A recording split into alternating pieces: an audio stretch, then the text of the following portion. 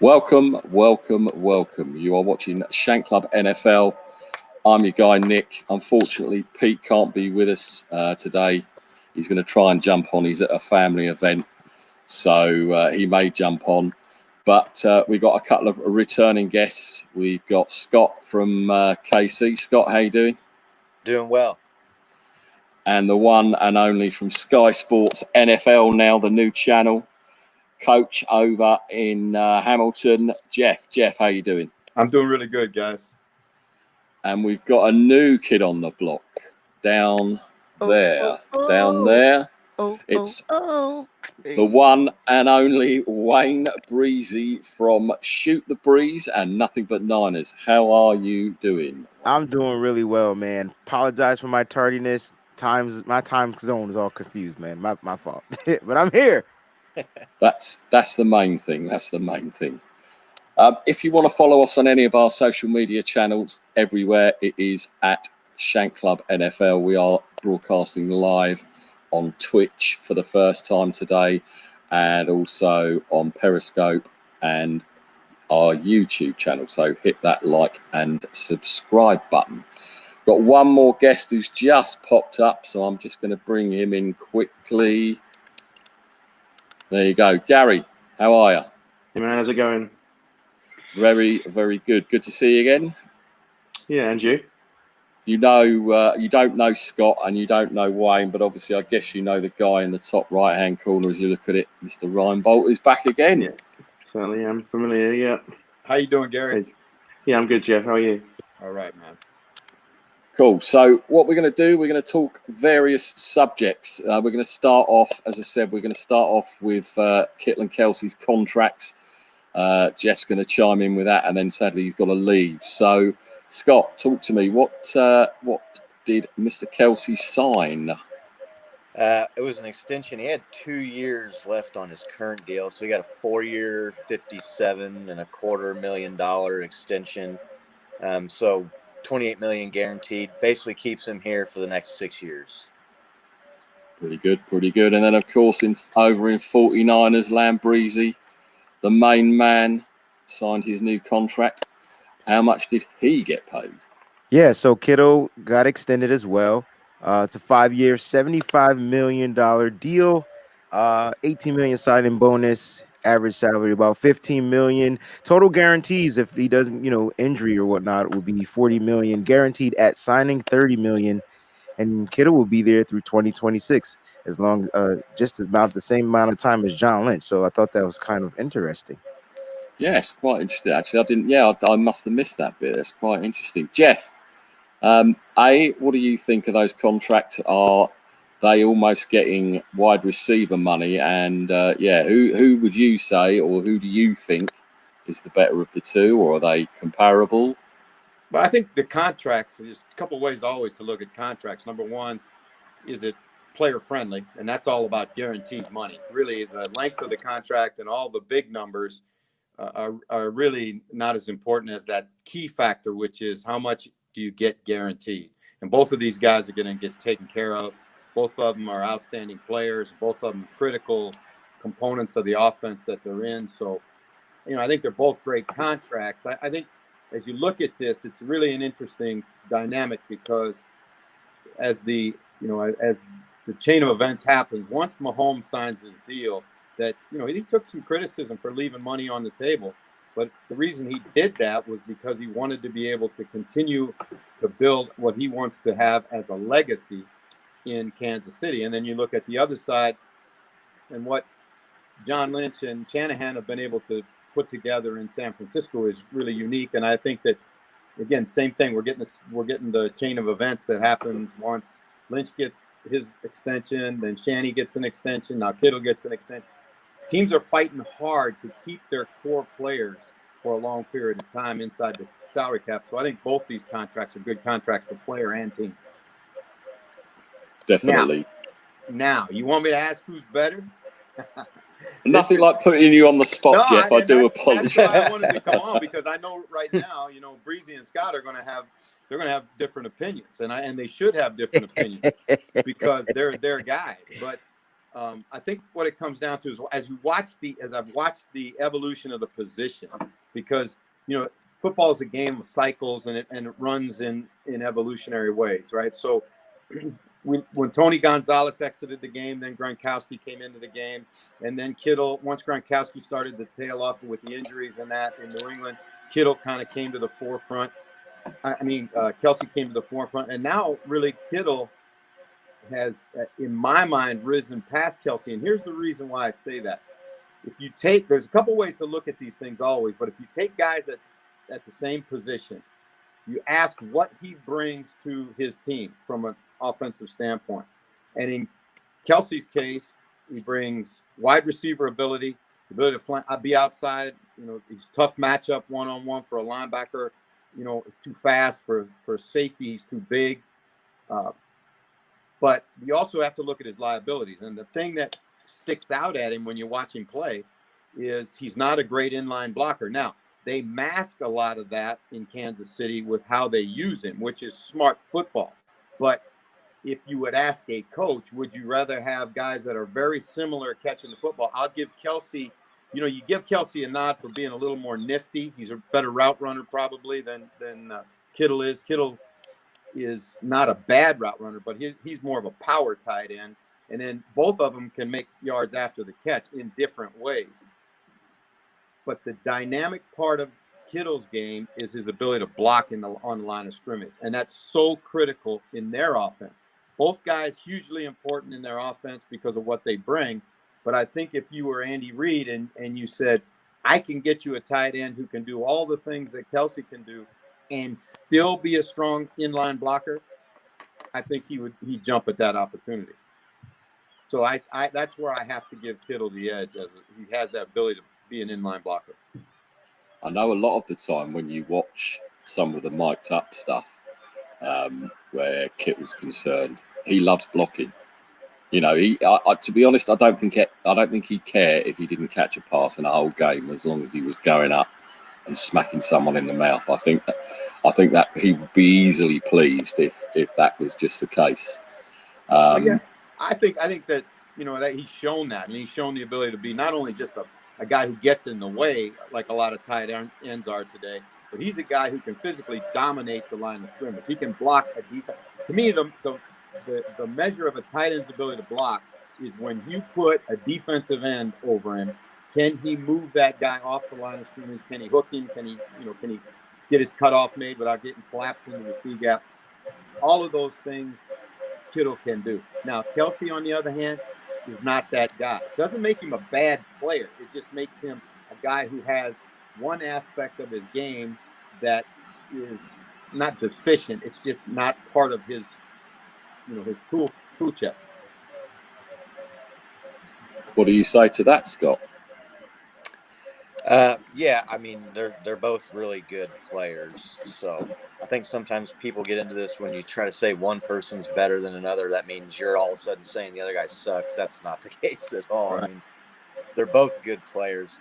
I think Kelsey's blocking is a little underrated. I've seen some different metrics on some websites that say his pass protection grades are actually higher than Kittle's this last season. So, as a fantasy football player and as a fan of a team who's built around offense and scoring points, when you look at since 2017 when Kittle entered the league, Kelsey has more catches, he has more yards, and he has more touchdowns, almost twice as many touchdowns.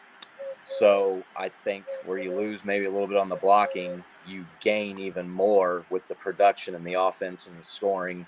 And the ability to move the chains. But again, they're both really, really good players. I like both of them. Kittle's obviously got the age advantage. He's a little bit younger. So, I like both players. I obviously think Kelsey's a little bit better, but it's it's neck and neck. One thing I would say about another tight end that I think if he'd have stayed injury-free would have been good with Zach Ertz in Philadelphia. But he's been dealing with a lot of injuries. And I think he sort of goes under the radar quite a bit. But as you say, yes, we all have our favourites, if you like. And And but it's an interesting conversation to have. Breezy, shoot the breeze. Talk to me. Yeah, both players are exceptionally well, right? And they both bring a vital piece to each of their offenses. Like Travis Kelsey is a great pass catcher, great route runner. Jeff said a lot of it. You can line him out outside. He's a tough matchup to defend, no matter whether you put a linebacker, safety, and you definitely don't want to put a cornerback on him because then he'll run him over. He's too physical, too big. It's cool watching him play. Like, I definitely love his style of play. George Kittle, though, brings a different dynamic. And I think the dynamic is the energy. And I think the energy comes from being able to maul over a person in the run game, and then it opens up his pass game. So Andy Reid has a different style of offense, right? So they're not looking to, run the ball down your throat. They have a quarterback that can pretty much just go out there and gunsling the ball, find people to get open. They have fast receivers. They have a lot of different weapons that allows uh, Travis Kelsey to play his style of football. Now, if they had to switch it up, if they didn't have a lot of the speed guys on the outside, I think the focus would be more on Kelsey, and I don't think he would produce as well. Now, you've seen 49. If all right, if we had to compare offenses, right, and we compared each position, I think the Chiefs would edge the Niners in pretty much a few of the positions, minus the offensive line. Maybe you guys have better offensive line. I'm not sure, but think about. I would kind of look at it the aspect when you're comparing Kittle to Kelsey in that way. I know we're comparing them off of stats. I know that Kelsey's stats surpasses Kittle. Other than in Yak. Like, I think Kittle blows him away when it comes to yards after the catch. But when we're talking about pass catches, yards, like, he's been playing longer, so he's the more seasoned player. Kittle came in 2017 as a rookie, wasn't utilized much, and then all of a sudden he just blew up and then had the back-to-back 1,000-yard seasons, right? So it's definitely like one of those things, like, it's preference based. Like, if you were out there and you weren't a fan of the Chiefs or the 49ers and you're looking at both of these players and you were like, wow, who's the better one? I think people would pick Kittle because they see more of him. They see him doing more. They see him run blocking and knocking over a person. Then they see him take a ball 8 yards and knock over 5-6 people. You just see Kelsey really catching touchdowns. Kelsey's amazing in the pass catch. Matter of fact, he had a touchdown in the Super Bowl. Kittle didn't. So I get the argument. I love it, actually. I'm in a Twitter argument with Kansas City fans because I think it was Adam Schefter, or not which one it was, though, Ian Rappaport. One of them posted Kelsey's deal, and then my dumb self went out there and said, like, who cares? Like, we got this guy, right? Because it's that battle between the 49ers and the Chiefs.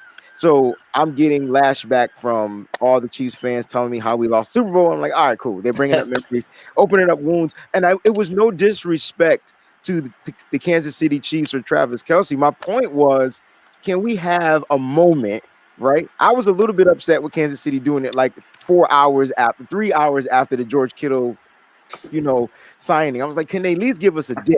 The 49er fans just enjoy. We've been waiting. No. And I hear you, but I don't think you can understand, like, 49er fan base have been waiting. This has been the worst off season as far as torture, because there's no camp. We don't get to see the camps. We're not seeing the practice. There's no, and then we finally, like, bad news was coming out. False reports were coming out. People were fighting against one another. Like, you're a fake beat writer.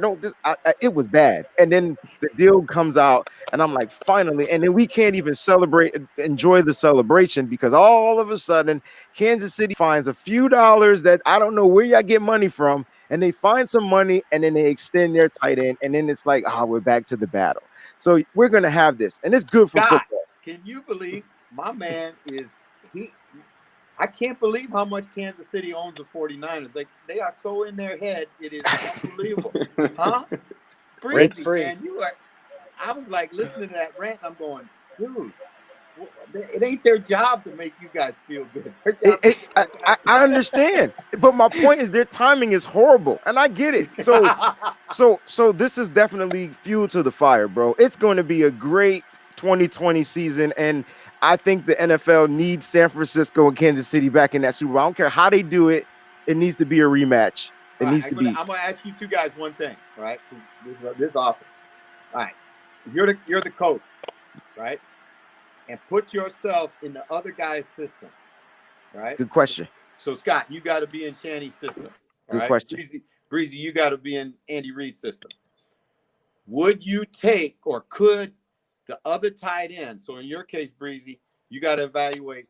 You got to evaluate Kittle. Could Kittle go do the things that Kelse can do? And the same thing for you, Scott. You got to evaluate Kelse. Say, could he go? Now you're not running your offense. You're running San Francisco's offense. And tell me which tight end you take. So you're running San Francisco's offense, Like and you're running Kansas City's offense, right? Okay. Could your tight end go play in that offense? So I still have Kittle, and I need to know if Kittle can play in the Kansas City offense. Yeah. Absolutely. Okay. All right. How about you, Scott? That's hands down. How about you, Scott? I mean, yeah, I think he could go in there and do it. You might have to give him a little bit of help when you're talking about your run blocking, but other than that, he can go out and do all the things that Kittle's doing, catching, stretching the field, leadership. I mean, yeah, those two guys, I think you could probably plug in either way, and they can do what they need to do. All right, there you go. There's your answer right there. We've already got the people's tight end, so we wouldn't swap them, Scott. Hey, fellas, I gotta go. I got an appointment, but it's great talking to you. Jeff. Breezy, great to have Jeff. you with us. Yes, man. Thank you for having me. Again. Can't wait to be back. Appreciate you, Jeff. All right, guys. Take care. See ya. Take care, Jeff. There you go. That is the one and only. If I was running the 49ers, I think I'd try to find a way to run the Chiefs offense rather than the 49ers offense. Well, so the Chiefs offense, so I don't think that's really, the Chiefs offense is this. Mahomes drops back, no one's open, he runs around, scrambles, somebody has to get open, and then boom, he throws the ball. Like, that's what you guys do. That's your offense. I mean, I think a lot of people would like to run that offense. Matter of fact, Seattle does a lot of that. They just don't have the pass catchers and the tight ends that you have, but they have a quarterback that pretty much does the same thing. Now, I like your guys. I'm not gonna front. I like Mahomes. I'm not gonna sit up here and bullcrap with you. He's a great player, and I think he's only gonna get better, right? But a lot of the stuff happens like after breakdowns. If we break down that Super Bowl and you watch that Super Bowl, you cannot sit up here on this show and tell me you weren't scratching your head for 3 quarters because Mahomes didn't look like Mahomes. He was struggling, and then he looked like Mahomes. Like all of a sudden, he looked like Mahomes, and I was like, this guy is freaking him. Like, how did that happen? And, I'm trying to blame every 49er player, whatever or whatnot. So it's not no disrespect to your team and your offense, but I think Kyle Shanahan offense is definitely it's more intricate with a bunch of more pieces, and it's very complicated. And when one of those pieces aren't working properly, all hell breaks loose, and then they got to figure stuff out. Whereas if your offense breaks down, your offense can figure it out. Like, you get what I'm saying? It's still complicated, but it's not. It's a little bit more spread out. I mean, you guys just have different weapons and different pieces that allows your quarterback to get him the ball, and that's what makes you guys productive. Because this year was definitely less production offensively than the year before. The year before, because Mahomes got hurt this year. The year before, you guys, fantasy, I get why whoever had Mahomes, and I was pissed because I would not draft him because I'm just a believer. Don't draft quarterbacks in the first 4 rounds or whatnot. Whoever drafted Mahomes was killing, like they were killing. And I was just like, wow, man, this kid is amazing. So big ups to your guys. But I just think that your offense breaks down, you guys have a way to figure it out. Whereas if the 49ers offense breaks down, it's a little different. Yeah, I mean, Andy Reid's got some very, very detailed, intricate, schemes and play designs. And you look at the skill position players that they got with Tyreek Hill and Sammy Watkins and Travis Kelse. That they lost Kareem Hunt. Everybody was wondering how that was going to affect it, and he kind of went around that. That's kind of like the measure of a great player, right? Is when things aren't going to script, can you improvise and can you still deliver and can you still produce? And Mahomes is the magic man when it comes to that kind of stuff. I was watching the Super Bowl with some friends and some family, and there were some people who were like, is Mahomes going to have his first bad game in the Super Bowl? Is that what's going to happen here in 2 years? He hasn't had a bad game. But the amazing thing about that guy and that team is you saw it with the comeback against the Texans and even to the Titans. They only need about a 5 or 10 minute stretch to win the game, which is pretty remarkable if you think about it. If you watch a lot of NFL football, just how hard it is to score points that quickly. Nobody else can really do it. I agree. And under those circumstances too, it was like when their backs were against the wall, and they figured it out. That's why I give props to you guys. But I can't, some of your fans, man, I tell you, I can't wait to battle these motherfuckers. Though. They don't know me, man. Like it's. Fan is short for fanatic. You always got to remember that. You're 100% correct. Twitter. Yeah, you're right. So it's fanatic times 100. Twitter can be a dangerous place if you get at it. Funny enough, that's how Scott and I kind of got introduced because we were having the Kelse Kittle, and it was getting a bit. So I just DM'd him and said, "Listen, man, it's nothing personal, right? And now we're buddies and we can talk about it constructively." There are a few KC fans that I interact with who do get a bit silly, and in the end, I just end up leaving it because there's no, at the end of the day, you think he's better, we think Kittle's better. There's no right or wrong answer. So what's the point in arguing? Anyway, couple of comments I want to bring in. Pete, I don't know if you saw it. Pete sent a comment. Neither are Heath Miller, and the only answer I've got to that is thank God for that. That's all I can say to that. Tony, NJ Niner fan 499 is in the building. What's up, Tony? Good to see you here, Tone. Pete, you couldn't join. And is it cut? He comes on nothing but Niners, and I don't know. Callie Young, man. That's Callie Young. Says, "Good morning, fellas. By the way, Kittle is better. Go Niners." So, it looks like you're outnumbered, Scott. Unfortunately, in the comments, I thought you'd have had your KC boys in here giving us some stuff. Gary, what you want to know my opinion?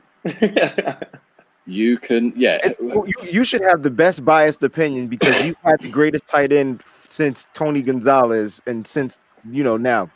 And I still have. I know what I like. Yeah, I know what I like. They're both. Well, they're 1 and 2, easy best top 2 quarter tight ends in the league. But it is Kittle, and I think the reasons mentioned by Jeff and Breezy here are the ones. It's because I think the plug and play is important, and I think that Kittle is more reliable in every facet of the game, and I think he's more important to the 49ers than Kelse is to the Kansas City Chiefs.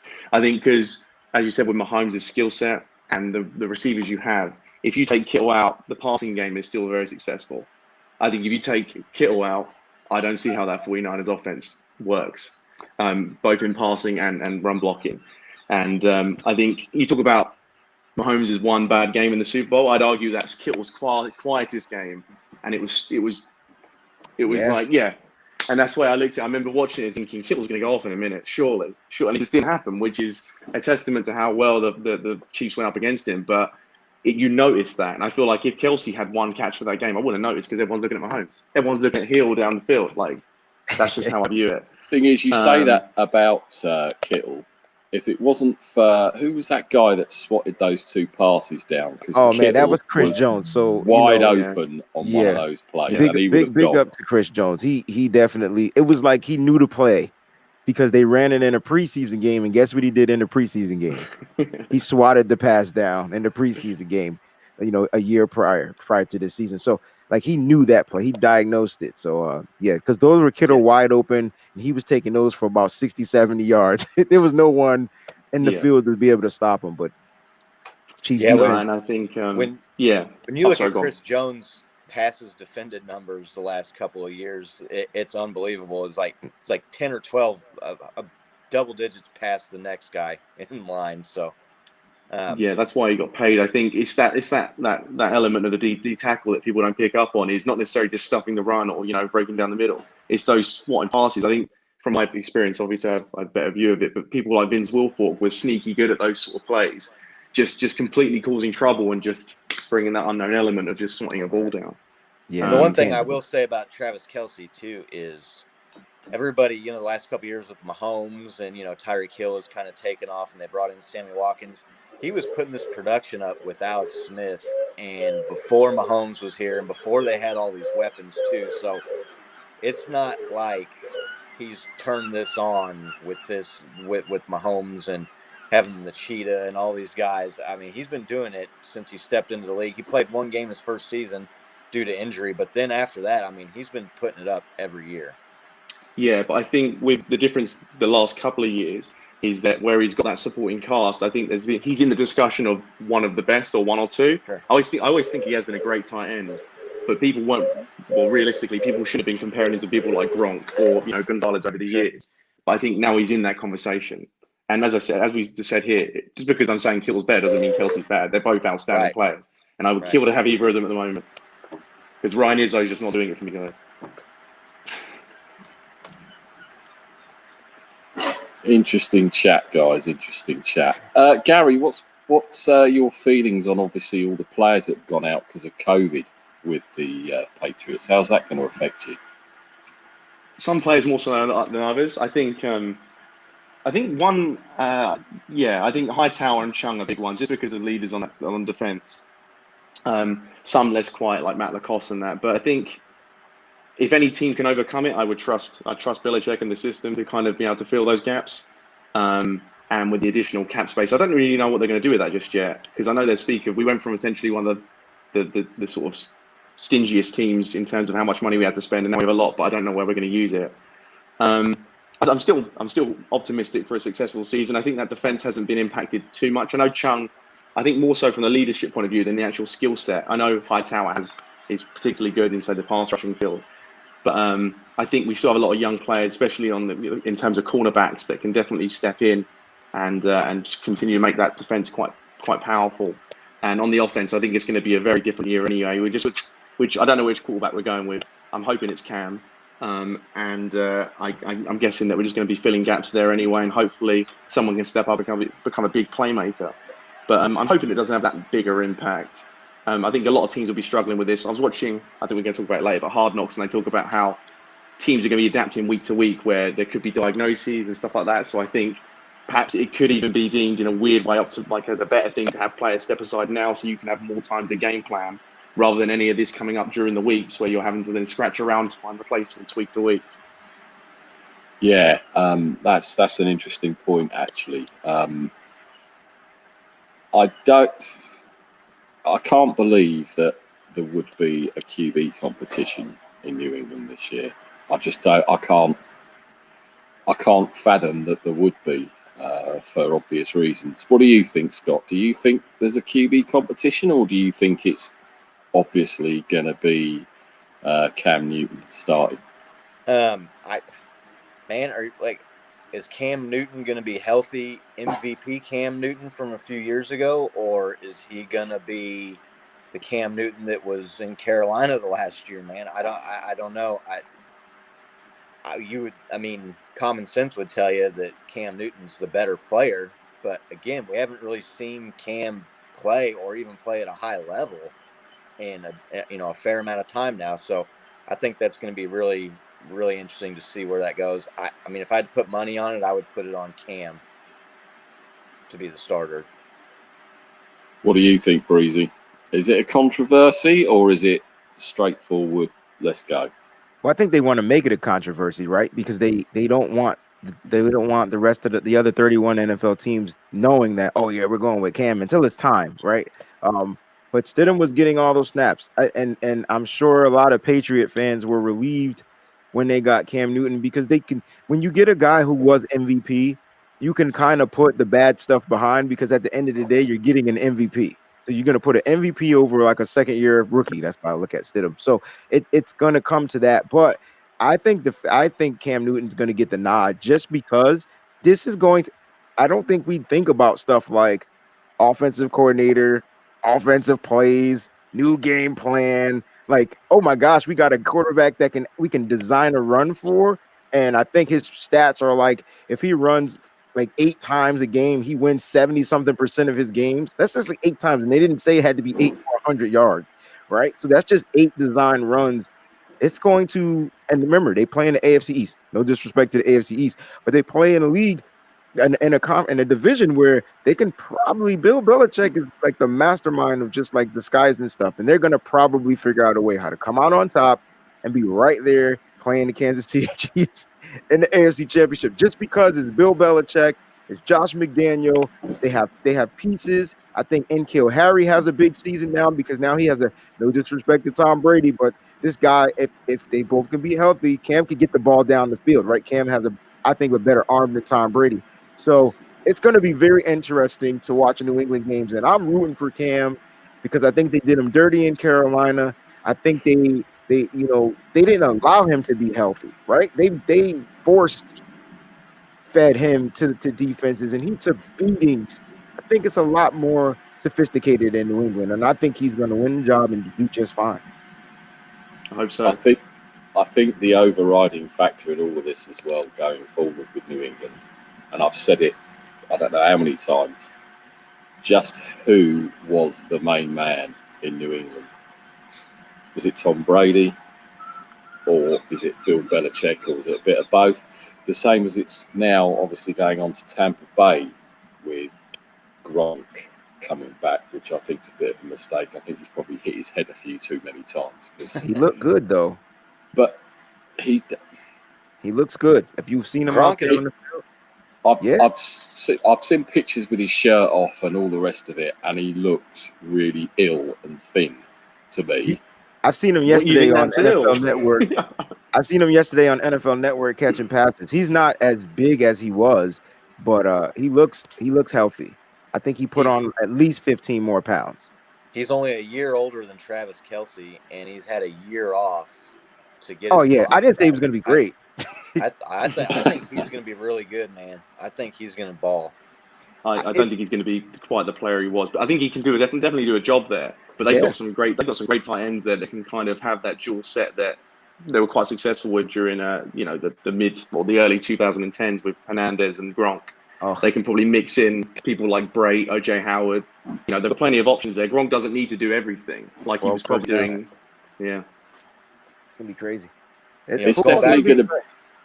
Sorry, Breezy. Going back to your, no, you're good. Going back to your Patriots, Gary. I think maybe as big a question mark or a bigger question mark is what's that defense going to be? That's the question. They've got like 6 or 7 guys. That's it. Out on the defensive side. That's not just on the team. That's on the defense. That's it. Yeah. Their defense carried that team for the first half or 3/4 of that season last year. So, that might be. And there's the conspiracy theory going around here, and I'd be interested to see what Gary thinks about this with it being the Patriots. Is this an organized thing so that they can try and tank down the season Trevor. and get a one of those higher draft picks for once and get a Trevor Lawrence, man? What do you think of that, Gary? I think Belichick's too old and wise to tank. I'm hoping. I don't want to deal with tank. I think it'll be a waste of a good year. I think this defense, although we've lost a lot of players, it still has some outstanding players in like Stephon Gilmore, J.C. Jackson coming through. Lawrence Guy is really sneaky underrated as well. I think it would be a real waste for their careers if we tanked this year for a quarterback that is unproven in this league. I know he looks amazing. He looks like the real deal. But I think it's a big risk. I think you guys are right. I think there's no reason to rule us out outside of, I think Cam, as I said, I hope he does, and I think he will win the battle.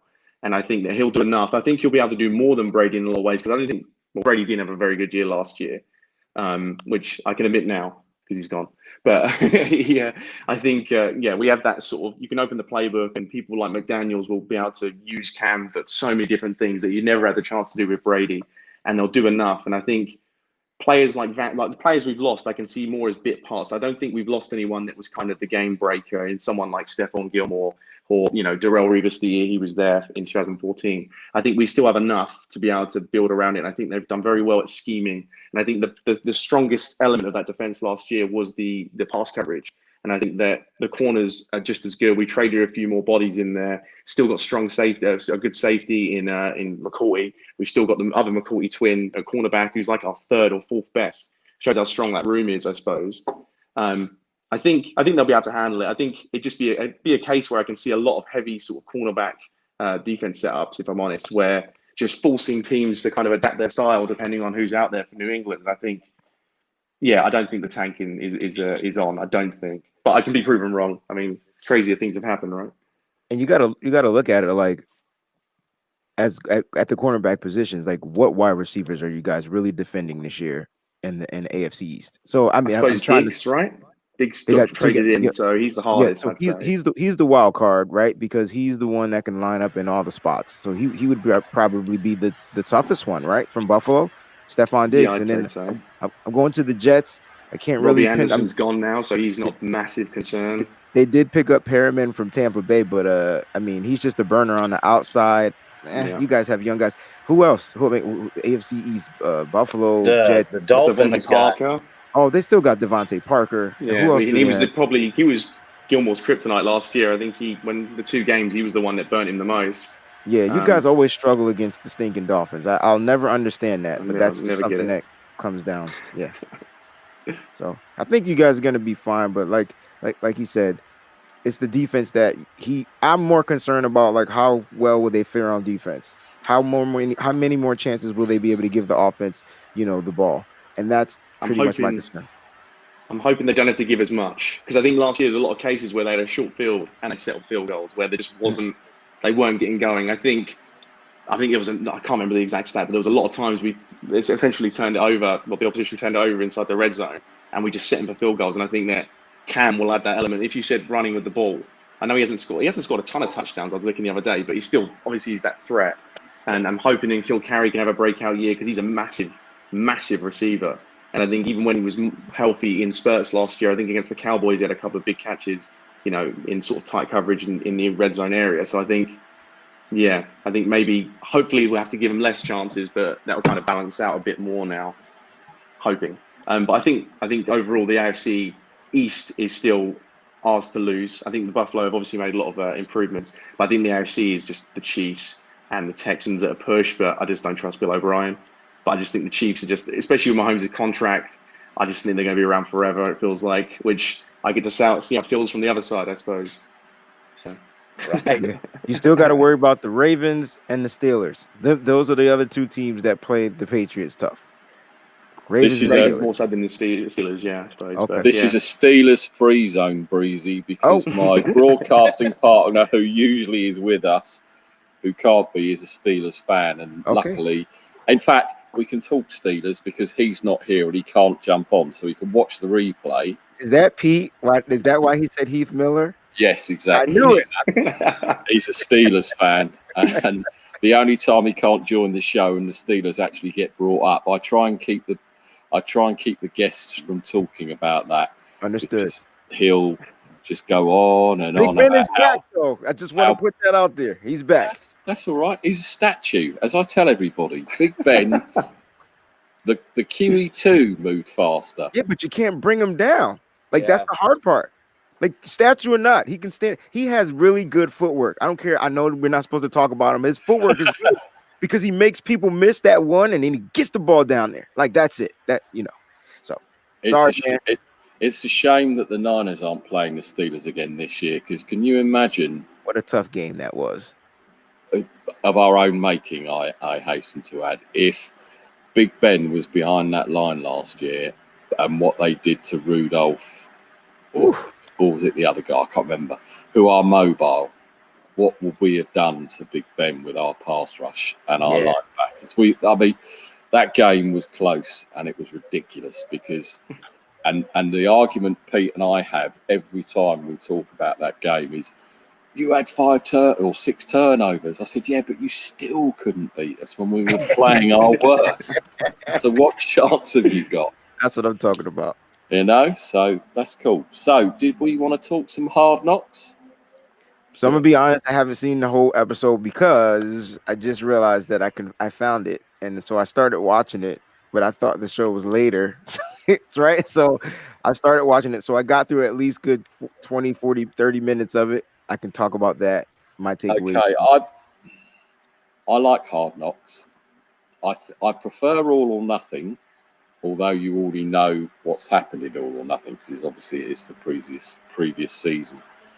But I didn't really like the fact that it was both LA teams and there's not really a lot going to be going on. Obviously, there's no pre-season, but I've made some notes, so I'll read my note. That's why I disappeared, because I'm such a good host.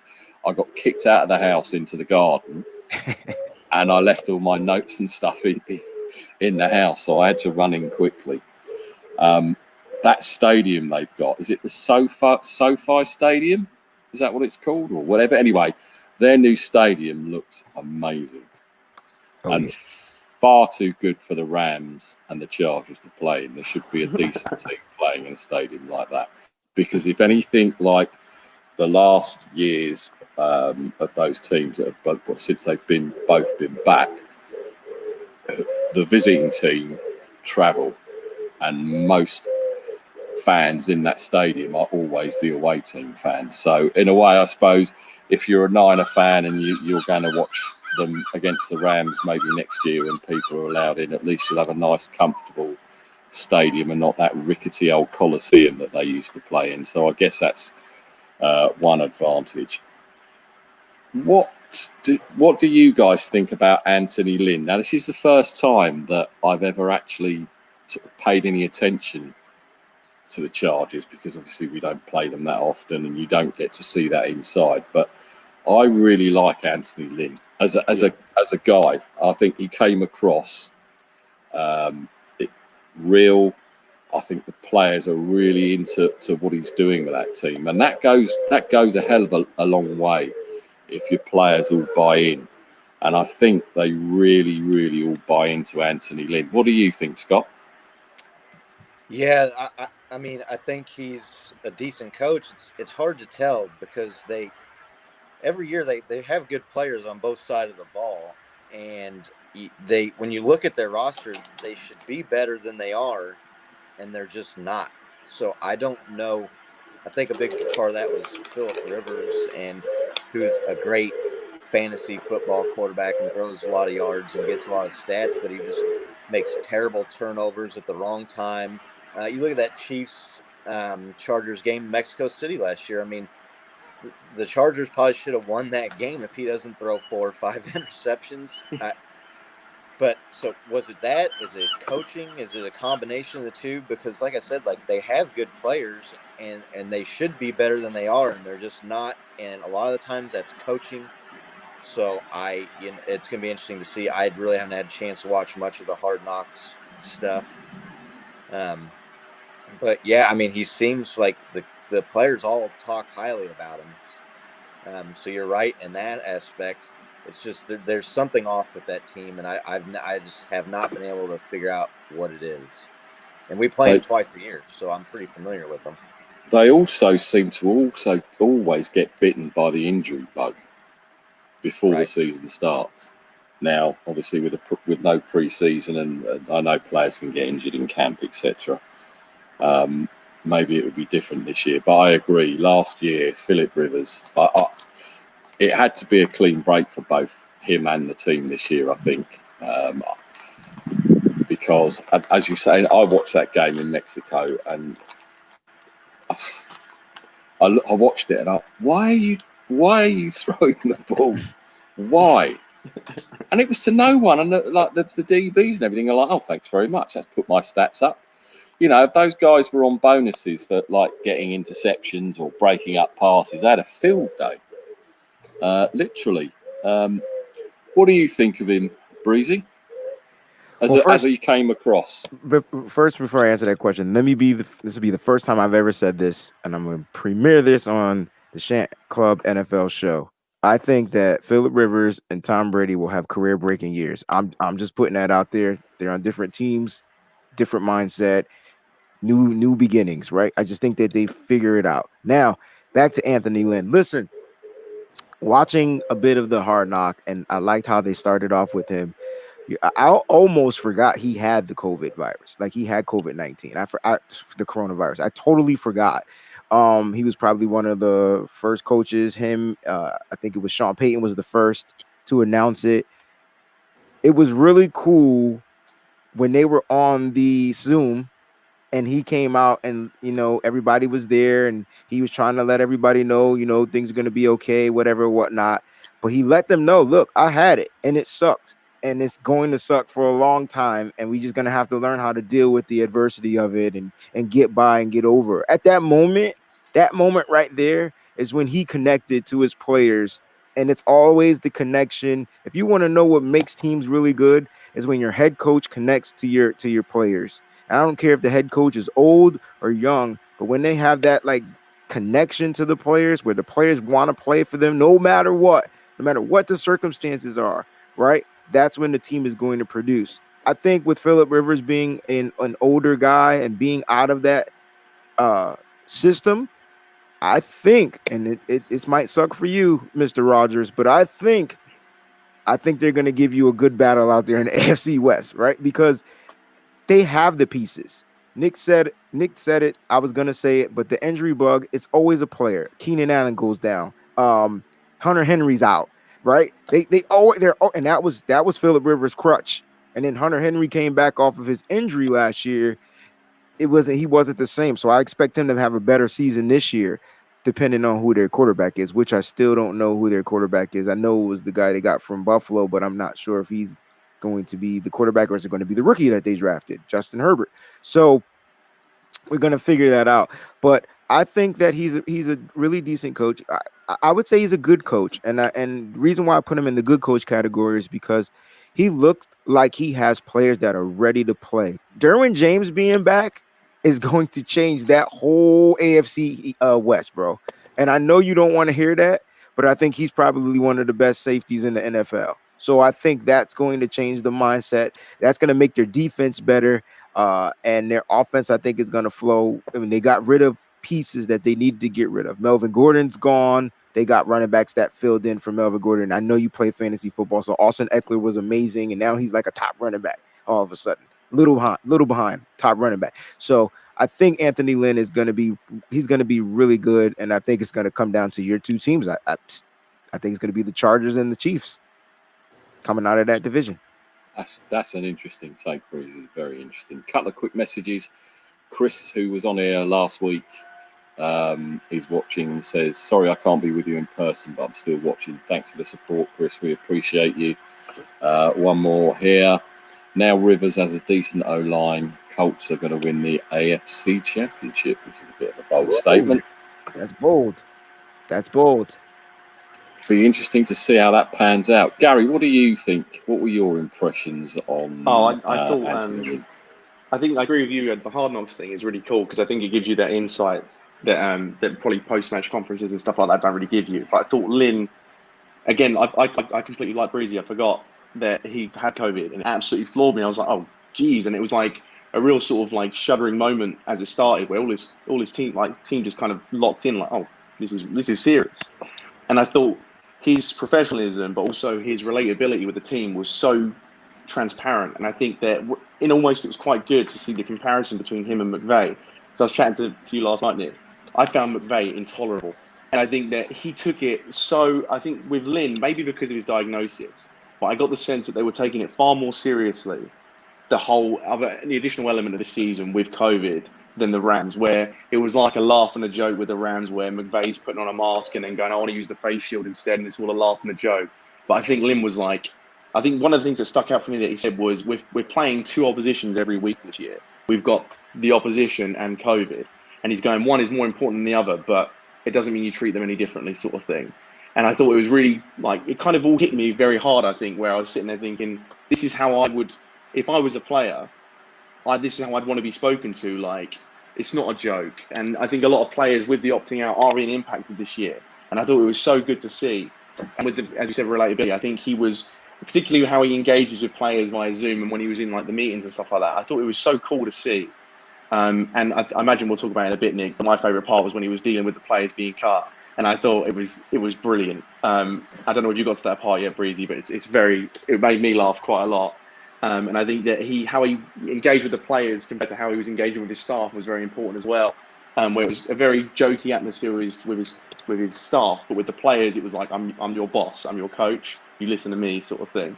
And I thought that was really good because I never really saw that sign of Lynn. I think we're very limited what we see, and I think these are very good, these documentaries on how they give us that sort of additional element, both to players and coaches. And again, we'll get onto it in a bit, but a lot of players I have a newfound respect for and how a new likability to them outside of the coaching.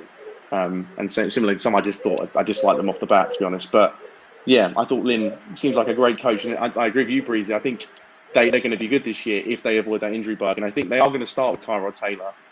But I could see, I think Lynn mentioned it again, where this year more than most years, rookie quarterbacks need to be ready because it's not going to be an injury; it could be a diagnosis sort of thing that thrusts you into the starting lineup. So they need to make sure they're absolutely ready. And they were laughing, joking, going, "Oh, he has good balls." The new rookie quarterback, whose name escapes me right now, but he's got a good pass on him, sort of thing. So that's always nice to see. Justin Herbert, I think. Justin Herbert, yeah, Herbert, Kid yeah. from Oregon.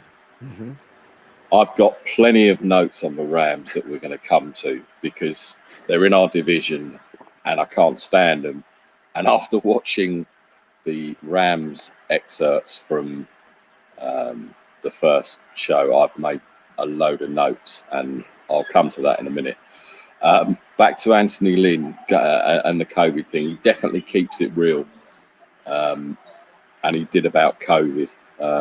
And he got the safety aspect. It's interesting, Gary, because what you were saying about the way the Rams were dealing with it, I'd made notes on that, but I'd put on the Anthony Lynn thing I did.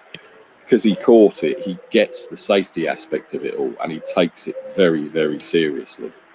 I don't think he's ever going to make if he gives up coaching, I don't think he's ever going to make a career in Zoom meetings and things, because I don't know if you noticed at the very beginning he was muttering, I hope I don't press the wrong button, and then all of a sudden all the screens lit up and he was like, I was so relieved that he pressed the right button. So yeah, just moving on to Justin Herbert. Now I haven't watched a lot of college ball, so I don't know how good or bad he was, and I don't really understand the Pac-12 and 10 and this, that, and the other. But the note I made about him when he was doing those throwing drills, he's got a great throw on him. He's got a great spiral. I know there's not linemen, in his face and stuff, but I just loved those throws he was making. And I know Anthony Lynn said, that Tyrod's the man, but do any of us really think that Tyrod's the man that's going to take him to the promised land this year? No, but I think he's a good quarterback to learn under. I think you could see that he has that sort of bond, and I think I mentioned it previously about how he understands, because he's a bit of a journeyman, similar to people like McCown. He's good to have around because I think he's seen a lot of it, and he's that understanding. I mean, he's not necessarily put it into practice on the field, but I think it's that level of understanding. It's probably quite good to learn under. Yeah, I agree 100%. He's like the Fitzpatrick, he's like he has magic. He's a hybrid quarterback. He can throw the ball, he can run the ball, and if they get him off to a good start, if the Chargers get off to a good start, this would be good for Herbert for the simple fact that he can continue to learn, and they'll continue to run, and then when they hit that probably like that wall, it'll probably be a good enough time because they play in a pretty tough division, right? They got Denver, the Chiefs, and the Raiders. And I know no one's talking about the Raiders, but Denver's defense is back. They look stronger than ever, healthy, and they got a young quarterback there too. So it's going to be very interesting. I think Taylor can get it done. He's done it before in Buffalo. We've seen him had a great season, but then they went with the rookie. Like they ended up putting the rookie in there. So let's just see what happens. It all depends on how well they start. What do you think, Scott? Yeah, I it's gonna be interesting to see. They are this team that everybody picks to be good and challenge the Chiefs every year, and it never happens. And so I don't know. I mean, Patrick Mahomes versus Tyrod Taylor. I like my chances there. Justin Herbert. I understand, and even Patrick Mahomes has said he's learned a lot about being a professional by sitting behind Alex Smith. And you see some of these guys that say, well, sitting a year, lets you learn the offense, and it lets you learn, and you can get in there and get some experience before you have to start playing. But I think if you look at like these really good players, I mean, they're good. Like Patrick Mahomes could have came in his rookie year, and it's pretty obvious now he would have been really good. So I mean, if you think Justin Herbert's your future and he's that good, I don't see why you wouldn't just roll with him, because I mean, Tyrod Taylor's not taking you to where you want to go. If your goal is the playoffs and the Super Bowl. I just don't see that happening. I think So you could might as say well the see what same. you got. Sorry, Scott. No, I you're think fine. you could probably say the same in Miami. I mean, I personally think that Tua should sit because we know that Fitzmagic is a mistake waiting to happen. Very good to watch. I love Fitzmagic as a QB. He's, apart from being very, very smart, he doesn't give a shit and he just slings it. And that can be when it goes well, it's amazing to watch, and you sit there and go, and then he'll make a really bad interception or he'll fumble or something, and you just think, why didn't you throw it out of bounds and things like that? But that's another one to watch. I reckon Miami is going to be quite interesting. Another thing as well, obviously they had Joey Bosa signing his new contract on the show last night, and being a Niners fan, obviously his brother's with us, and he actually, if you put them both together, I think Nick Bosa is bigger, much more bigger, muscly, cut, whatever you want to call it, than Joey, and he actually looks faster. I know he's obviously younger, but yeah. Oh, and the bit they showed with Joey Bosa warming up and he was stretching in all different directions. That's some flexibility. I couldn't do that now, let alone 20, 30 years ago. Yeah, it was good. But I did, as I say, I like Herbert. I know they showed one play from his college career when he scored a touchdown, and he did look very, very good. So I'm quite interested in the Chargers, just to see how they go. Obviously, they've got the pieces on defense. If they stay fit, they've got some good weapons as well. So I kind of want to see them do well, but I don't want it to take the focus off of a lot of other things I want to watch during the season. Because, as I say, Miami's going to be interesting. I think Buffalo are going to be interesting. There's quite a few teams, as well as the Niners, that I'm going to be watching. And of course, I am going to, if the Chiefs are on the early game over here in the UK, I shall have a look at them as well. Just so if they do lose, I know I'll just slip into the DMs and say, "Oh, what happened today then, Scott? What happened to the mighty Kelsey and X, Y, and Z?" So that'll be interesting. You might be able to a couple times this year, 2 or 3 times maybe. Yeah, they are good, but again, like we were saying last week, and I'll get Breezy and Gary's opinion on this.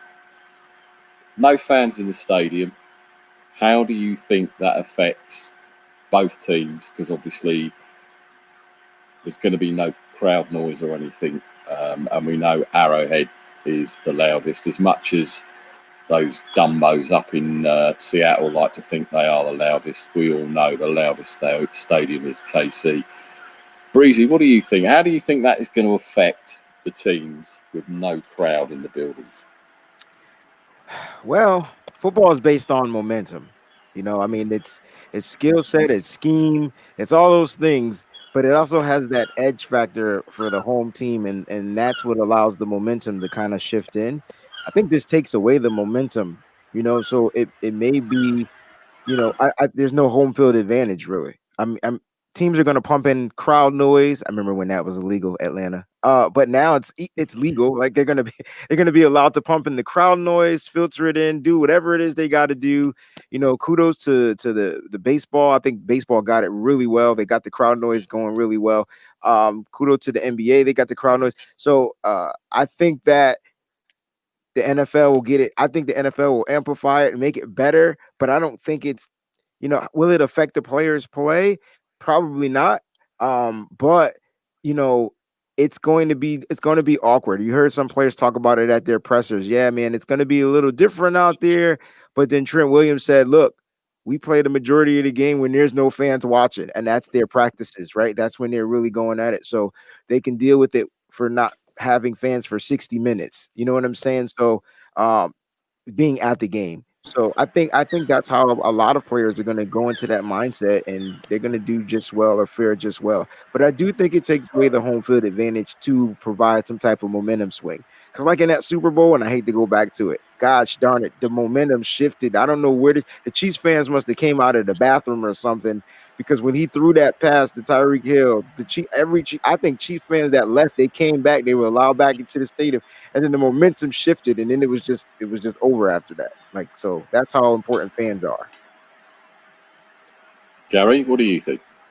Yeah, I agree on a lot of fronts. Yeah, I think certain teams will probably prefer it, like the Chargers and stuff, because they probably start getting more work done. But I think, momentum's going to be the key thing. I think a lot of maybe teams will be slightly better at defending comebacks, I suppose, because that sort of shift when you can feel it, more so when you're the team that's hosting, you can feel that sort of buzz. Like, we've all been to games and stuff. We know exactly how it feels, sort of thing. I'll be intrigued to know about the crowd noises, about how they do that, whether it's going to be heavily in favour or they're going to balance it out and stuff, because you've seen elements of it over here with the Premier League and that, where it was just rubbish. I thought it just didn't work at all. And I think I'd like to see how they do that, whether it's going to be a case of, dead silence when the home team are on, or whether it's just going to be a little bit of a buzz for both. I'd like to see that. But yeah, I think players will probably tell you it's not going to make that much of an impact, I guess. I reckon penalties will probably go down a lot. I think that's the key thing I kind of thought with offensive penalties, like false starts and that, you'd expect them to drop. And I think even stuff like pass interference and that, because when you're the home team and you get some absolute phantom calls where the fans just go mental over anything, that's gonna drop. I think teams like that, I think that's going to be quite an interesting development. I think defensive players will probably prefer it more than offense in a weird way, because I think that will have less of an impact. But yeah, I think I'd like to think it's not going to impact too much, but I'm kind of intrigued to see how it does, if it is anything, or whether it's just kind of all shop talk from players saying, "No, we'll be fine either way." Isn't it going to be the case though with the crowd noise that it's only on the TV feed like it was for the Premier League? Because in the Premier League, I don't watch it via Sky. I watch it somewhere else. That's immaterial. And you could turn on and turn off the crowd noise. So I don't think the crowd noise will be in the stadium, because with the greatest respect, a lot of those stadiums are old and rickety. How are you going to pump in 100 decibels or however many it is that they hold that Kansas hold the record for? That's correct. They're going to the stadiums. They're going to need the halftime systems, when they do the live performances at the Super Bowl. That's the only way. Look, there's a job for you, Breezy. You might be able to rig your sound system up and take it down the road to, or take it to Foxborough, or take it down to. Yeah, you're 100% correct, bro. Like, I don't know how they're going to do it, but Atlanta did something, and they got in trouble for it. Yeah, they did do something. Remember like he already had the music. He had some type of sound pumping through the sound systems along with the fans, so it amplified it, and he ended up getting fined for that. That's cheating too, but only the Patriots get caught for cheating. But that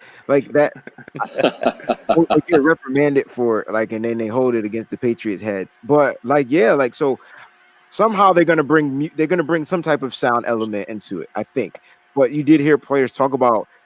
You heard Jimmy say they don't have to worry about the the no snap counts, right? They don't have to. They can go to the huddle and call a correct play and diagnose things, opposed to, because when there's no fans giving them, keeping the noise going, they can't hear stuff. They don't have to worry about that anymore. So it's going to be interesting to watch. It really is.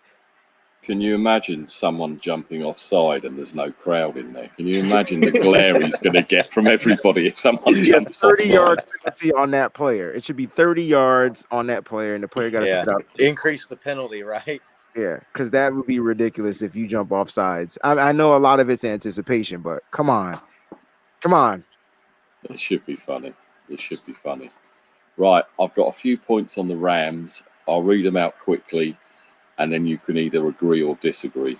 The Rams prep seemed last minute for COVID. Now, obviously, we don't know when that filming started, but it just seemed a lot of it with the masks or the visors. It just seemed a bit weird to me. The new Lambs logo is trash. It is one of the worst things I've ever seen. It's innovative. Sean I didn't have you down as a McVay, graphic designer, Nick. everyone, say, oh, Sean McVay, he's a man's man. He does this, he does that. He drinks rosé. I can't defend the man. He drinks rosé. Who drinks rosé? His dog probably would make a good wide receiver, so I think they should sign his dog up because he looked pretty good. Watching the players test for COVID, I have to praise the key workers because some of those were just like wimps. And Aaron Donald not liking a little needle, and he's massive and can, tear people's heads off with his bare hands, and he's worried about a little needle. And all those cornball slogans they've got around their building. Oh my God, who gets paid to think up these slogans that they have? I know all teams have them, but just some of the things that you saw, it was just like, I can't wait to watch this because you guys really the preface of what to laugh at when I honestly, you just Breezy, trust me, you watch it and you'll just look at the slogans and it's face palm job. When I was watching, and again there was no contact and stuff, they were rolling Goff out a lot to try and make him succeed because if he stands in the pocket like a lot of us saw last year, especially against the Niners, he's going to get killed, and it's going to be interception city. And they were working on a lot of rollouts that I saw. One player that stood out to me, and I wrote the guy's name down. If you haven't seen the whole program, again, you'll have to watch it. It's a guy called Dante Davon, and he's obviously he goes between the practice squad and making the roster, but I don't think he's ever played or suited up.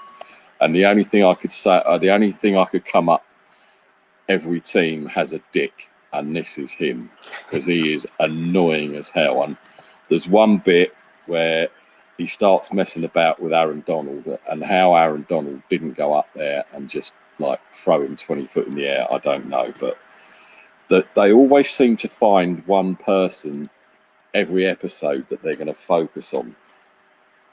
And he was just annoying, really super annoying.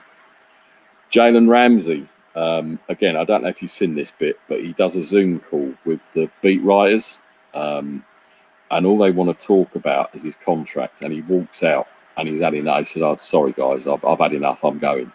Because he kept telling them it's between the agent and the team. I'm not worried about it. If it comes, it comes. If it doesn't, it doesn't. I'm not bothered. It's fine. Blah, blah, blah. And they kept pushing and pushing. And in the end, he just got up and walked out. And then they basically had to force him to come back and finish the call. He started at the end again by saying, or the beginning, I tell you about the contract that bothers me. The agent and the team are dealing with it. It's nothing to do with me. They know my position. I just want to play football. Stop asking me questions about it. And just on Jalen Ramsey, do we think he's overrated, or is he really, really that good? Because I know they only show the good plays he made, and I'm sure he doesn't stop every pass that comes his way. What do you think, Scott? Is he overrated, or do you think he is actually that good? He's a really good player. You can give him one side of the field and say, this is your side of the field, and he can cover it. So it's kind of hard to tell if Jacksonville seems to have a lot of those guys that, are having issues with the team and the organization and one out. And so it's really hard to determine if it's the players or if it's the culture and the organization and the team and the atmosphere that's creating those guys to be like that. We'll see how he does, and if he's, he behaves better or whatever you want to call it, in Los Angeles. But he's really, really good player, no doubt about that. What do you think, Breezy? Yeah, man, Jalen Ramsey is probably one of the best lockdown corners in the NFL. He is what he is. I know he gets a bad rep because of his persona and all those types of things. But I mean, most cornerbacks that are that good. I mean, Deion Sanders, he was probably a not comparing him to Deion, just saying that he had a mouth on him as well. He was flamboyant. That's what they do, man. They have those egos. So I think he's that good. Can he be thrown against? And yeah, but he's still that good. I mean, like you said, you could put him on the island. He could probably have his Ramsey Island, and he's that type of a cornerback. So he definitely makes a team better. He's just expensive, and that's probably what's hindering. That's probably what's going to hinder the Rams. They're gonna have to make a decision, right? So, but he's definitely that good of a player, and even I think the Patriots, the one thing that they don't do is pay players. What did they do? They went out, got Stephon Gilmore, and they paid him. And you have to ask yourself why. And it's because he can pretty much man-to-man lock down somebody. So Jalen Ramsey is that type of player. Gary? I don't think he's overrated. I think he's quality. I watched a lot of him in Jacksonville because some of my family members are Jags fans, and obviously they're over here every year. And I thought he was quality, and he was probably the linchpin of that entire offense, that defense. I watched the Zoom call as well, and I got the sense he came across a little bit petulant, but I think it's because I think he's playing dumb a little bit. I think he's obviously trying to get off the subject. But the Rams gave up far too much to not pay him. At the end of the day, it would be a massive front office failure if they let him go after this season, because they gave up like 2 firsts and everything. And you think like he's gonna get paid. Like it's down to him and his agent to say yes or no at this point. The Rams are not going to not offer you the big money sort of thing. I think we lost Nick, and I think.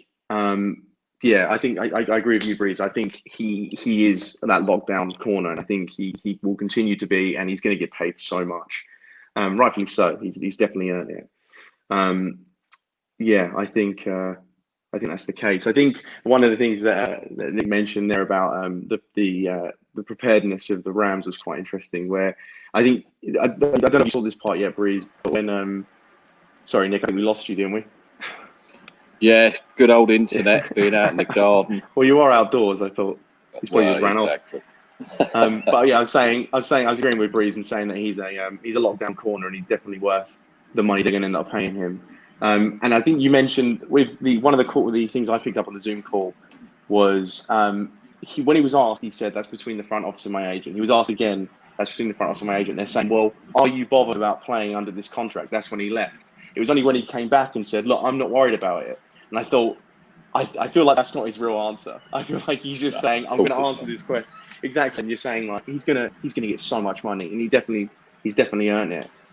That's it. I know. I'm not sure if we're going to go back to this, Nick, but we need to bring up that Andrew Vollard being cut if we can afterwards. I know we're on the Rams right now, but I really want to talk about what Anthony Lynn did to that tight end. That was really. We can't talk about it yet because I got to see it. All right, I'm gonna dip out so I can yeah. Go ahead. Spoiler alert. Breezy. Oh yeah. Right. By the way, Breezy, if you didn't see it yet, oh dear, too late. You already know. Dang. Oh well. Yeah, it was. No, go on, Gary. If Breezy can close his ears for a couple of seconds, but just essentially I'll just say one of the things that Anthony Lynn says to him when he comes in, like he basically gets he's essentially pissed off about being cut, which any player would be. And when he leaves, he's all like huffed out and stuff like that. And they're not shaking hands, but that's because of the COVID sort of thing. And he's saying like this year's going to be a lot of turnover, so don't get too disheartened. And he leaves. And one of his coaching staff is like, yeah, he was hot, wasn't he? He goes, yeah, he's not Antonio Gates. Like, who do you think you are coming into my office and saying stuff like that? Oh, the less quality. Yeah, he was like, this guy comes in thinking he's like, calm down, you're not. Gonzalez, and it's like, come on, mate. Yeah, nothing like believing your own hype. Yeah, I'd forgotten that. That was quite amusing how he got really, really pissed. And he just walked away, and he was like, and he went and spoke to I think it was the GM, wasn't it? And he was like, yeah, did you see that guy? He came in there. I mean, Jesus, he's not exactly Antonio Gates coming into my office. Yeah, that was really, really funny. You're not good enough to be that upset. No, exactly. I think this year's Hard Knocks is really going to be quite interesting because, as I say, there isn't going to be any pre-season games. So it is going to concentrate more on, obviously, the training aspect of it, and also the I think the coaches and things will be more involved this year, which I think is a good thing, because for me, that's what All or Nothing can do, all the games and all that side of it. We want to peek behind the curtain and see what the coaches talk about, how they work these things out, and how they get on with GMs and things. To me, I'm really looking forward to this series. I haven't frozen. I just stopped talking. I thought someone else was going to chime in. No, we're No, looking yeah, forward. Yeah. agree, yeah.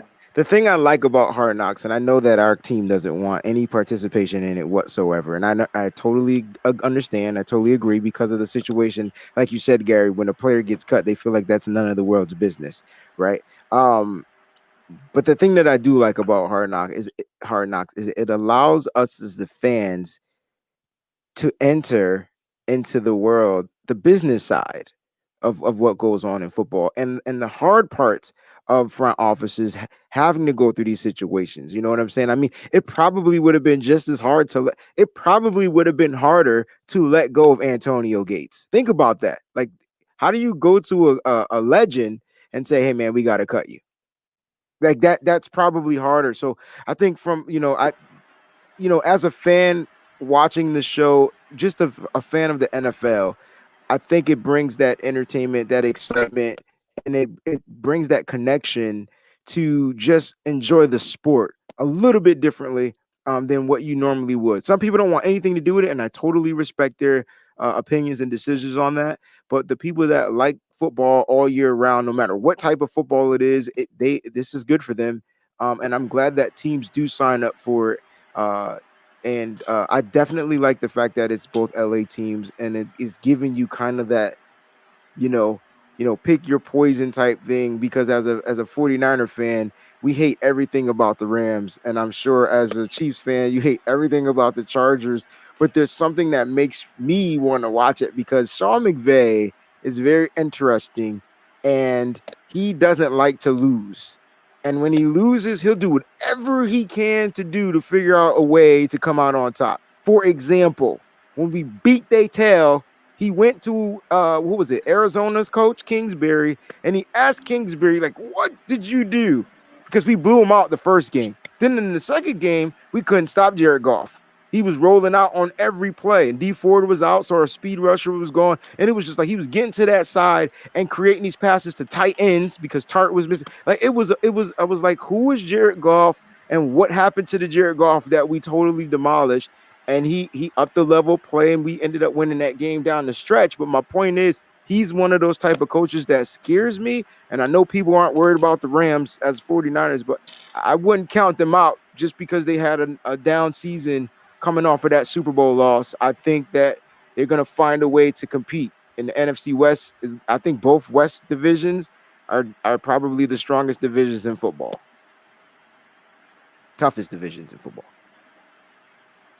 Yeah, I to be honest, I think the Rams are coming last in the West. I think Zona. I think Zona and the Seahawks are going to fight out for second place.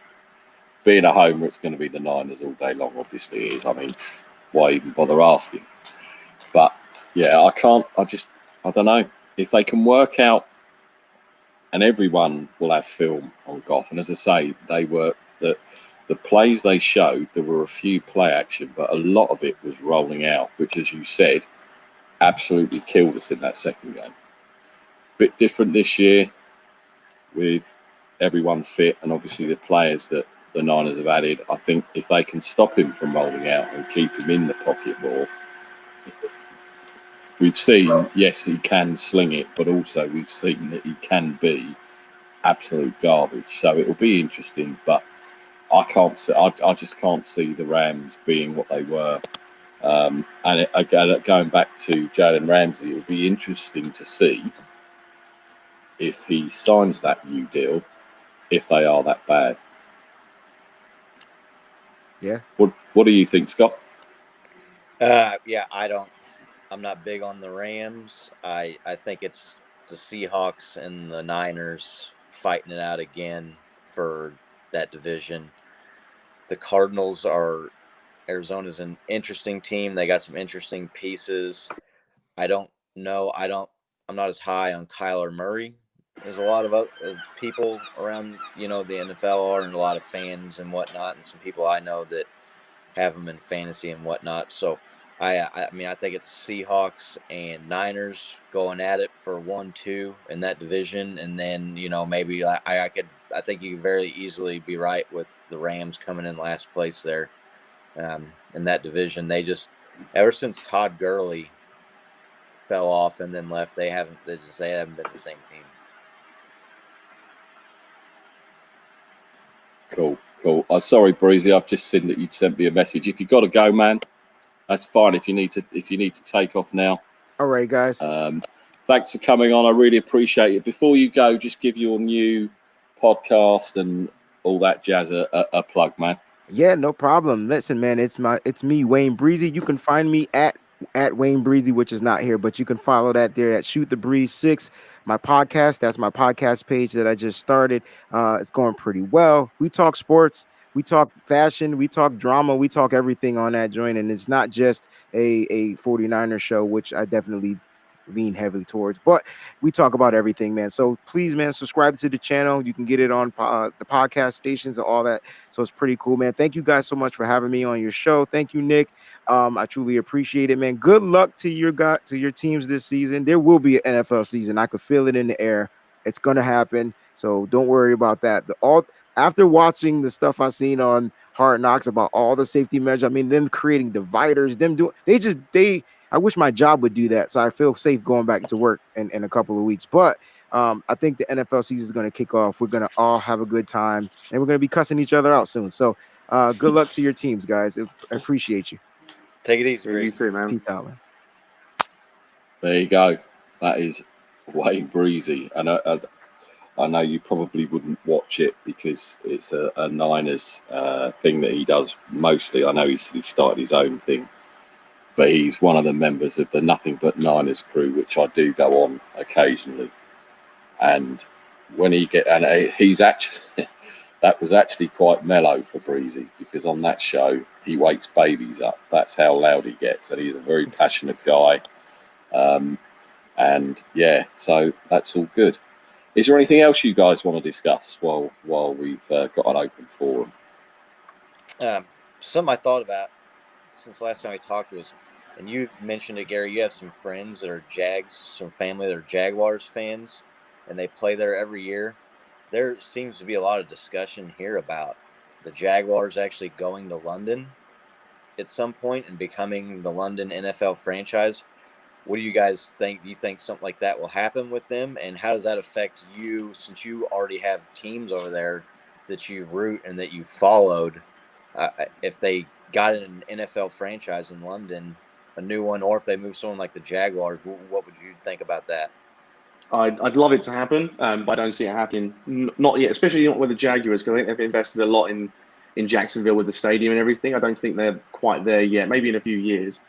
And I think, yeah, we me and family members and friends and that, we always go to every game, regardless of who it is, just because we love football. Like, obviously, I'm a Pats fan first and foremost, but I watch anything if it's on, like NFL wise.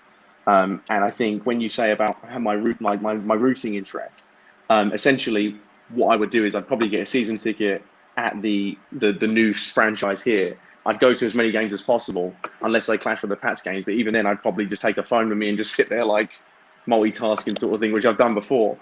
And I think a lot of people probably agree with that. I think they wouldn't struggle to get new fans, because I think that's how my family members, because I've always been into it with my dad, but my brother got into it when I first took him to the Steelers-Vikings game a few years back, and he just loved it. And that's how he became a Jags fan, because they had Red Zone on and they called him Jaguars. And he was like, that's a hilarious name, I didn't realize. So he became a fan. I think they'll do really well to get those sort of raw fans in, where they just fall in love with the sport and they'll make a big deal of it, and you'll get those sort of neutrals coming in and they'll say, right, they're my team. But I don't think you'll stop people like myself and probably you, Nick, as well, just to go along to as many games as possible.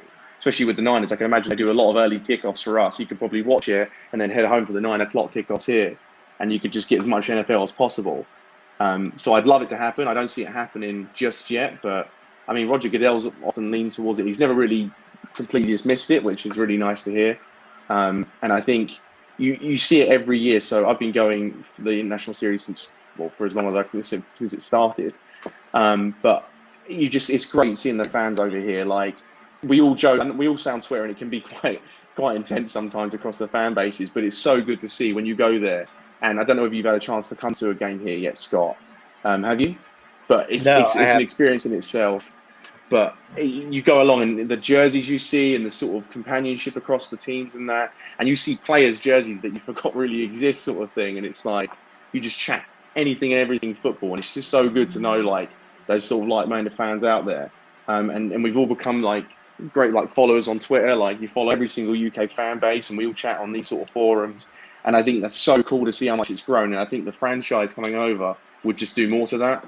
And I think if anything, it will give us more opportunities to go together and drink and chat football. So I'd absolutely sign up for it. Yeah, got Claire the Bear watching us. She's obviously on Twitter, and everyone knows she does her NFL giveaways. Hi, Claire. Hope you're well. Go and search for her on Twitter, because she does regular giveaways, which are very, very good and very cool for all UK-based. Well, I think she does it worldwide. I could be wrong, but it is worldwide. Another comment.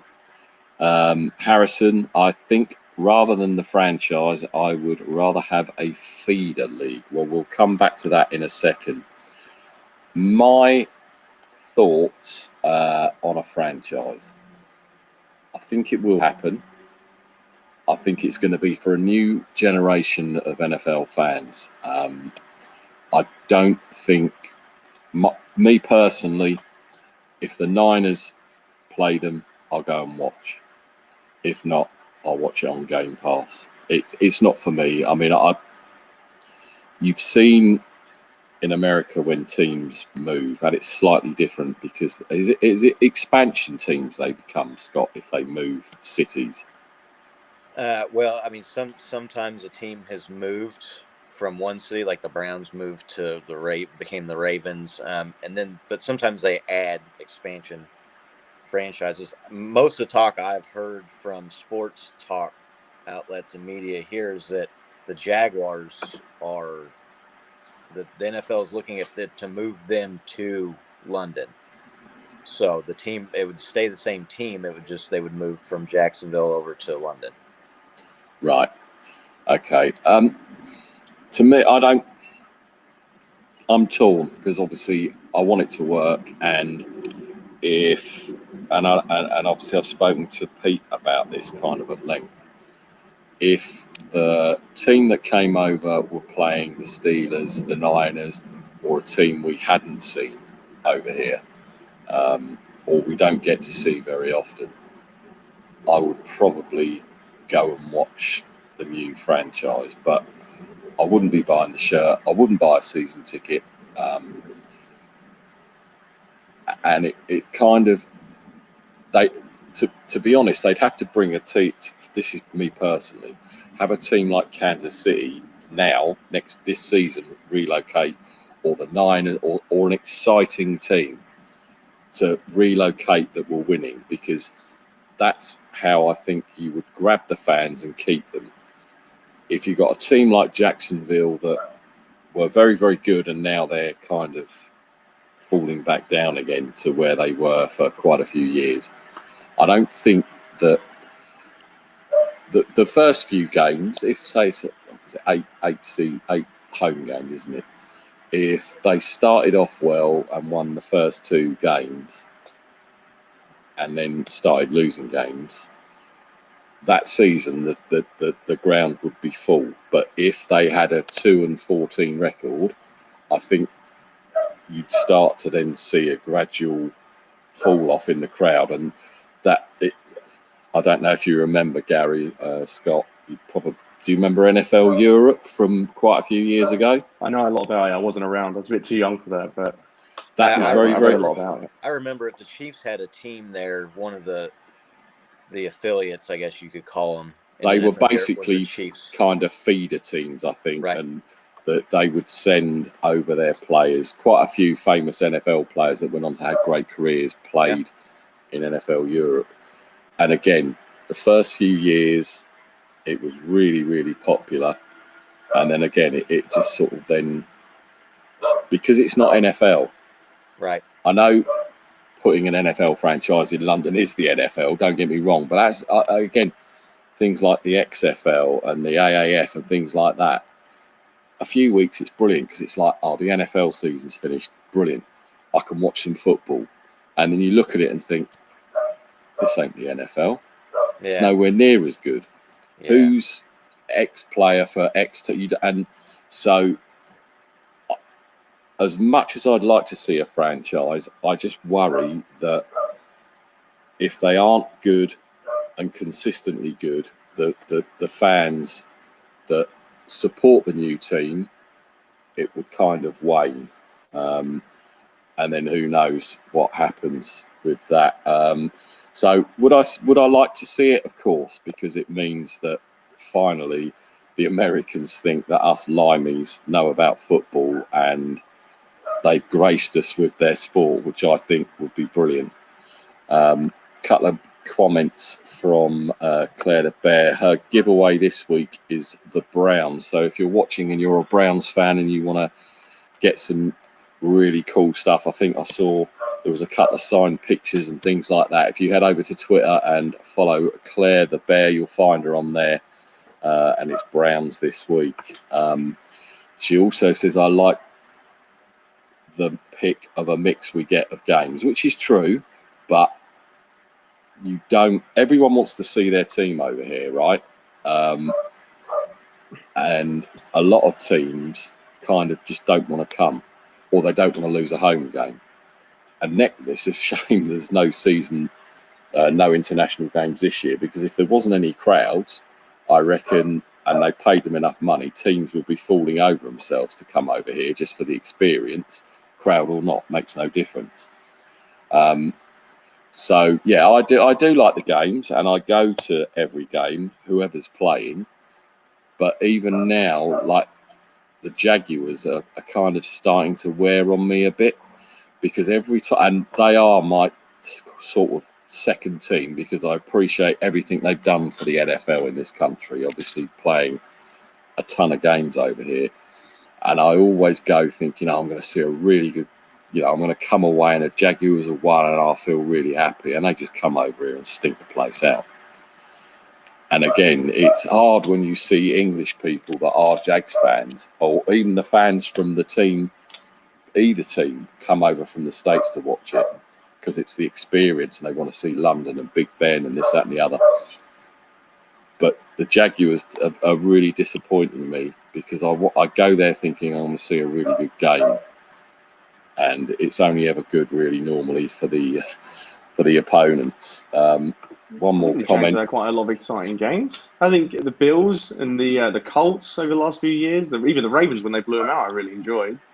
I don't think they had boring games at Jags. No, not boring, but disappointing if you're a Jaguars fan. One more comment quickly. I think if the team is a losing team, more away fans would show up to games, like with the Chargers. The Chargers.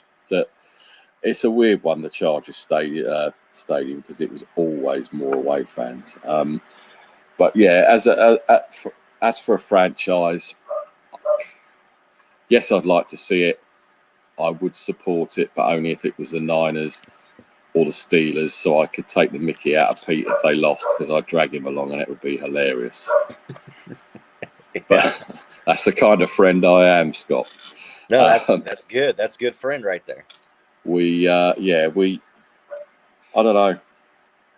I really liked Harris's comment. I think a feeder club's really cool. I think maybe not for us. I mean, not for the UK fans. I think because with a feeder club, I think you probably need that ability to kind of upgrade and downgrade players back and forth and kind of pull them in 1 week if there's an injury shortage, or I think that works a bit better if they're more close. But I think you mentioned the XFL.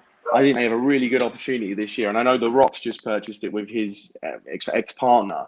And I think because they've timed it quite well with COVID, where there is no preseason, and you're going to see a bunch of, college players that left with the hopes of kind of breaking through in preseason or in training camp. They don't have that visibility, I suppose, outside of, Hard Knocks and All or Nothing, I suppose. you're going to get a lot more opportunities for these young players that are just on the fringe of probably breaking through to have a lot more game time and opportunity and exposure in the leagues like the XFL.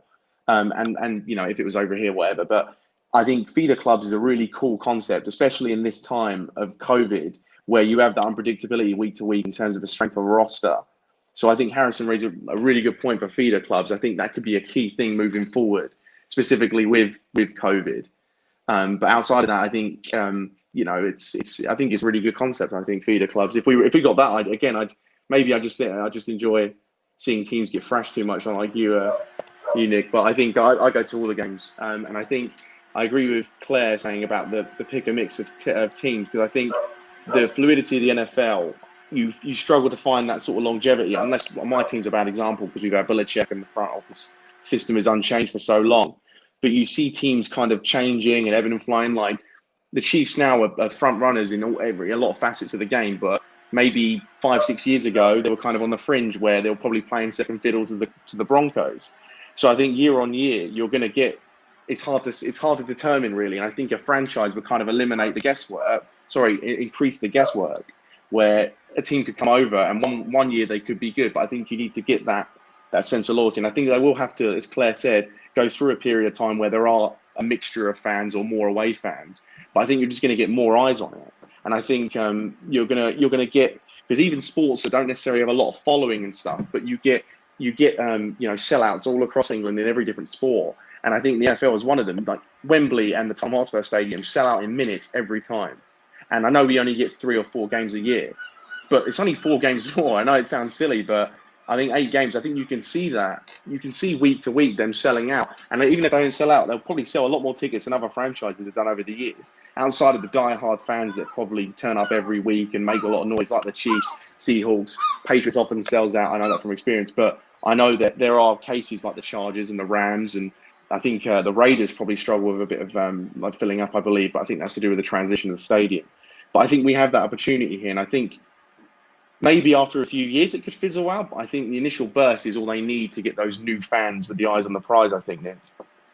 Problem I have, and just one more comment, got Big Ken, who I know is a 49ers fan because I've seen him pop up on various Niners shows, and he and his wife have just had a little Ken arrive on the scene. I think it was Thursday, maybe Wednesday, Thursday. And so, yeah, little Ken, Big Ken. Nice to see you joining in the Shank Club NFL. Thing is, what happens, it's interesting, but what happens if that team doesn't take off? Where does that then leave the future of the NFL in London? That's a big consideration to I'm not saying it wouldn't take it, don't get me wrong, but, you know, it would be me if a team came over or a new team came, an expansion team, and they didn't do anything for 5 years, and the NFL then all of a sudden decided to pull that team away. Do you think that would affect the sport in this country? Do you think it would be detrimental to the NFL? I don't think it would impact the fans. I think we'd still have a lot of diehard fans for first to watch it. But I think you're right. I think maybe Goodell and you know the head office lot might think, you know, it didn't work over there. Maybe they're not as keen as we think. But it's just a case of, if anything, we're a bit too keen because we probably already have our rooting interests. So I think the fans probably won't lose that passion. But I do agree with you. I think the NFL might sit there and think, failed experiment. We move on. So, yeah, as I said, NFL, I don't think it will happen, the franchise. But I just want to watch more football. Maybe, yeah, I just think it's a case of that. Probably a bit selfish on my part. But, yeah. Well, that's because you're used to all those winning seasons, Gary. So, yeah, it is very selfish. What do you think, Scott? Do you think if they did bring a team over here and it failed, that obviously you being that side of the pond, that the NFL would think, well, maybe we should take the games to Germany or somewhere else in Europe because we tried it in London and it obviously didn't work? Do you think there would be something like that could possibly happen? Yeah, that's interesting. I hadn't thought about if it went over there and didn't work. it might sour some people on the league if you put a team over there and then took it away. I could definitely see that happening. And I definitely agree that the team would need to win something. I'm not saying they'd have to be like Super Bowl champs year in and year out, but if you have a team over there that's only winning 2 or 3 or 4 games every year, that happens here. Teams that don't win, they don't have fans go to their games, and they're not as popular here. So I don't see why that would be any different over there. So yeah, my question really, I was more thinking along the lines of what it would mean for guys like you that already have teams that you root for. Now you have a London team. It's like, do I stop rooting for my team and root for this team, or do you root for 2 teams, or can you even root for 2 teams? I mean, I can't. I don't. That's just something I've always kind of thought about, because there's a lot of talk about it over here about the Jaguars going to London at some point. So I think it's really interesting that the NFL is as popular as it is over there. I mean, Premier League soccer and Bundesliga and stuff like that is really popular here. So, there's always an appetite for more sports and something new. And I look at it kind of like soccer. Here in America, Major League Soccer started in the 90s, and no one watched it. Now, I mean, Kansas City, we have a 20-something thousand seat stadium, and it sells out every game. But the team is good, and they win. And, they have the English Premier League teams come over here and play, and that's a really super popular thing. And so it's an interesting idea to me to have, instead of fans watching another league's teams that are over there, now all of a sudden you have your own team in that league, what that would be like. And I think it brings up a lot of interesting possibilities. Yeah, definitely. I mean, as Gary said, when the international